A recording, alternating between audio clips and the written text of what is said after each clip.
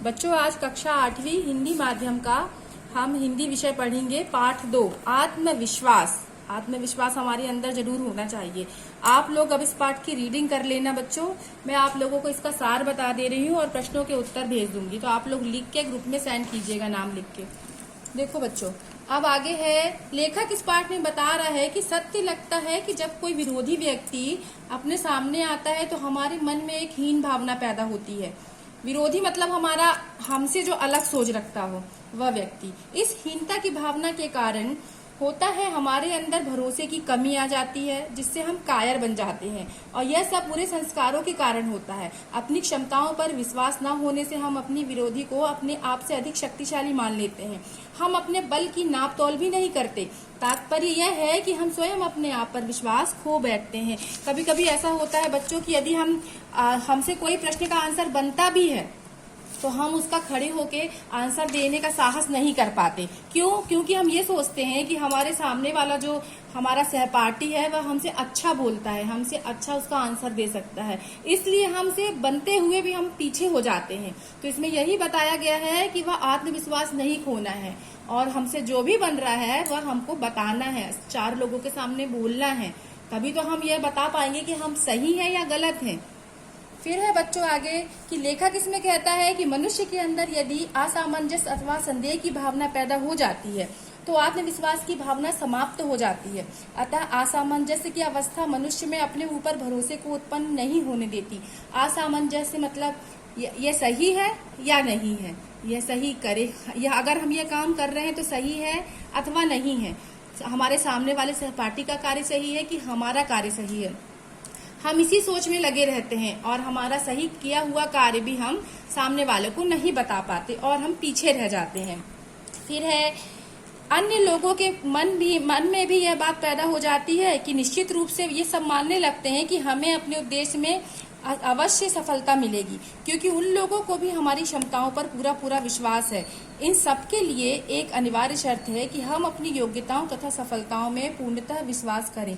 परंतु लेखक का मत है कि हमारे अंदर पैदा हुआ भय, संदेह और अधीरता तो अन्य लोगों के विश्वास को तोड़ देती है। ठीक उसी वजह से जैसे डायनामाइट किसी भी खान के अंदर पाए गए खनिज को खंड खंड कर डालता है।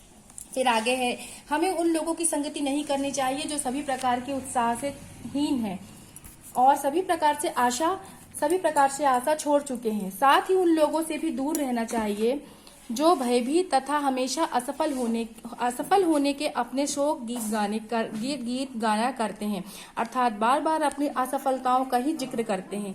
यह नीतिगत बात है कि हमें वहां से चले जाना चाहिए जहां पर हमारी स्वयं की, अपने वंश की अथवा अपने राष्ट्र की बुराई की जा रही हो तथा उनके द्वारा कहे जाने वाली किसी भी बातों को अथवा पूछे गए प्रश्न का उत्तर हम नहीं देना चाह रहे हैं। इसका कारण यह है कि ऐसा करने से तो हमारे स्वयं के बड़प्पन तथा स्वयं पर किए गए भरोसे की भावना समाप्त होने का डर पैदा हो जाता है। यदि हम खुद ही संतुष्ट नहीं हैं कि हम सामने वाले को क्या आंसर दे रहे हैं, वह सही है या नहीं है, इसमें हम कंफ्यूज रहते हैं, तो हमारे मन के अंदर हमें खुद संतुष्टि होना चाहिए कि हम जो आंसर दे रहे हैं, जो जवाब दे रहे हैं, वह सही है।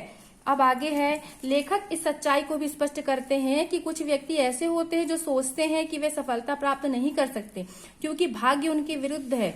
कई लोग भाग्य पर ही विस्मित होते हैं, निर्धारित होते हैं, वह भाग्य को लेकर चलते हैं। इस तरह की उनकी विचारधारा भी उन्हें सफलता प्राप्त करने में रुकावट डालती है। जो भाग्य के भरोसे बैठता है वह असफल ही होता है, क्योंकि हमें कर्म करना है ना, उसके फल की चिंता नहीं करना है। और वो लोग असफल हो जाते हैं, वे अपनी भावनाओं में भी सफल नहीं हो पाते, उन्हें विजय का मार्ग दिखता ही नहीं। इस कारण यह है कि वे अपनी सफलता और विजय के विषय में पूर्णतः निराश हो चुके हैं। उन्हें अपनी क्षमताओं एवं योग्यताओं पर भरोसा नहीं होता। जब उन व्यक्तियों में स्वयं की सामर्थ्य पर संदेह और संशय होगा तो उन्हें अपने उद्देश्यों और कामों में भी संशय तथा निराशा की स्थिति ही देखनी पड़ेगी। इस कारण यही है कि जब तक मनुष्य में अपनी सामर्थ्य और शक्तियों के प्रति पक्की श्रद्धा और विश्वास होगा तभी वह सफलता के द्वार को पा सकेगा और सफल हो सकेगा। यह स्थिर श्रद्धा और विश्वास ही सफलता प्राप्त करने का साधन है। विपरीत परिस्थितियों पर जीत पाने का तथा उन्नति करने का अचूक उपाय है कि हमें अपने अंदर आत्मविश्वास रखना ही होगा, जब भी हम सफल होंगे। फिर है, जिन लोगों में किसी उद्देश्य को प्राप्त करने का उत्साह नहीं होता और सदा निराशापूर्ण भावनाओं में ही डूबे रहते हैं, वे जीवन में उतार से प्राप्त दुखों की ये बातें करते रहते हैं। वे कभी भी अवनति मतलब चढ़ाव के सुख की बात नहीं सोचते। अपने अंदर की शक्ति और जीवन के लक्ष्य के प्रति श्रद्धा समाप्त कर बैठते हैं। वे कूड़ा घर के अंदर पड़े कूड़े के समान हैं। वे निम्न कोटि की विचारधारा के लोग हो जाते हैं। वे अपनी दूषित विचारधारा को संस्कारित नहीं कर सकते। कूड़े घर की गंदगी उस समय ही हटेगी जब गंदगी को एकत्र कर उसे वहां से हटाएंगे। आलसी और कुसंस्कारित व्यक्ति की निठल्ली बातें उनके लिए कभी भी लाभकारी नहीं हो सकती। अब आगे है कि हेलन केलर की इस सूक्ति का तात्पर्य यह है कि जब सुख देने वाली सफलता हमें एक ही प्रयास में प्राप्त नहीं होती, तो हमारा यह कर्तव्य होता है कि हम दोबारा भी अपना प्रयास चालू रखें। हमें एक बार असफल होकर पीछे नहीं हटना है। हमें बार बार जिस प्रकार हम पानी भरते हैं और कुएं में रस्सी बार बार जाती है और अपना निशान छोड़ती है, हमें भी उसी प्रकार करना है। असफल होकर हमें वापस नहीं लौटना है। हमें अपनी सफलता के और लक्ष्य की ओर ध्यान देकर सफल ही होना है। और ऐसा जब हो सकता है जब हम अपने अंदर आत्मविश्वास को कायम रख सकेंगे और हम यह पक्का कर सकेंगे कि हम जो बोल रहे हैं वह वास्तव में सही है। अब बच्चों, आप लोग पाठ का नाम डालकर प्रश्नों के उत्तर, शब्दार्थ और सही जोड़ी जो भी इस पाठ के अंदर आप लोगों को भेज रहे हैं वह लिखकर आप लोग ग्रुप में सेंड कीजिएगा।